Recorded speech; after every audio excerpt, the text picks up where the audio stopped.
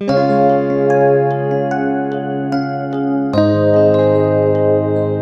पहले हमें आयुर्वेद की इस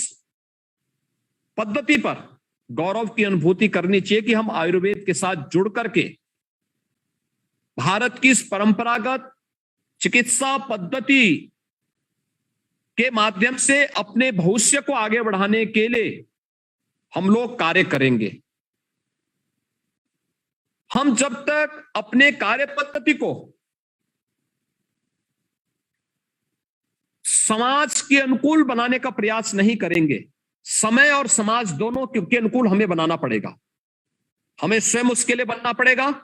और उसके अनुरूप हमें स्वयं भी तैयार होना पड़ेगा। जब हम स्वयं इसके अनुरूप अपने आप को ढालेंगे,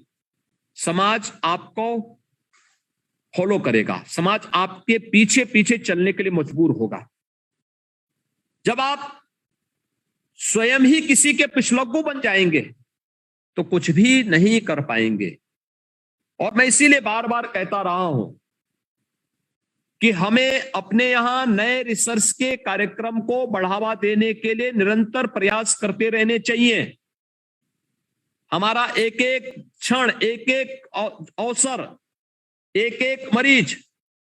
हमारे लिए न केवल उसको बेहतरीन आरोग्यता प्रदान करने का एक अवसर प्रदान करता है, बल्कि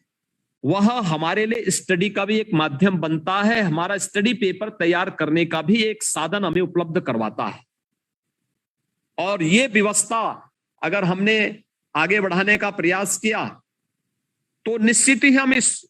आयुर्वेदिक पद्धति से, आयुष पद्धति से, चाहे वह आयुर्वेद का हो, यूनानी का हो, होम्योपैथ का हो,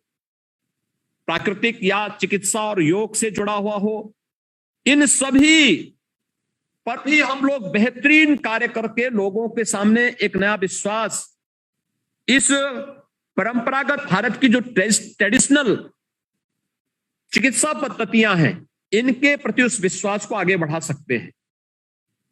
मुझे प्रसन्नता है कि आज महायोगी गोरखनाथ विश्वविद्यालय से जुड़े हुए बीएमएस के प्रथम छात्रों में ये केवल गोरखपुर के ही नहीं, पूर्वांचल, उत्तर प्रदेश, बिहार और देश के अलग अलग राज्यों से भी छात्र छात्राएं यहां पर आई हैं और उनके अभिभावक भी यहां पर उपस्थित हुए हैं। मेरी विश्वविद्यालय से मेरा आग्रह होगा, इसमें से ज्यादातर बच्चे भी होंगे जिनका अब तक का जो पाठ्यक्रम कर रहा है, उनकी अब तक की जो पढ़ाई रही है वह हिंदी पृष्ठभूमि रही होगी।